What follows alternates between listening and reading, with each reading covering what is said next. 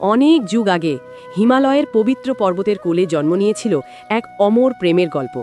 এই গল্প হল মহাদেব এবং পার্বতীর। মহাদেব ছিলেন যোগী, গভীর ধ্যানে থাকতেন সবসময়। পৃথিবীর কোনো কিছুর প্রতি তার মোহ ছিল না। কিন্তু দেবী পার্বতী ছোটবেলা থেকেই মহাদেবকে নিজের স্বামী হিসেবে পাওয়ার সংকল্প করেছিলেন। পার্বতী কঠিন তপস্যা শুরু করলেন। বছরের পর বছর তিনি ভগবান শিবের জন্য উপবাস করলেন, ধ্যান করলেন এবং তার প্রতি অগাধ ভক্তি রাখলেন। শেষ পর্যন্ত পার্বতীর সেই অটুট ভক্তি ও ভালোবাসায় মহাদেবের হৃদয়ে স্পর্শ করল।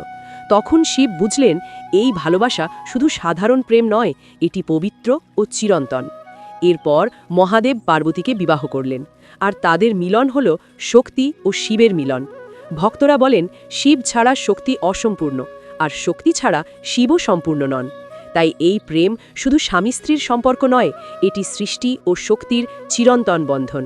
আজও যখন মানুষ শিবের নাম নেয়, তখন শ্রদ্ধার সঙ্গে বলেন, হর হর মহাদেব। আর ভিডিওগুলি তোমাদের যদি ভালো লাগে তাহলে অমর বিপ্লবী চ্যানেলটা সাবস্ক্রাইব করে পাশে থাকুন।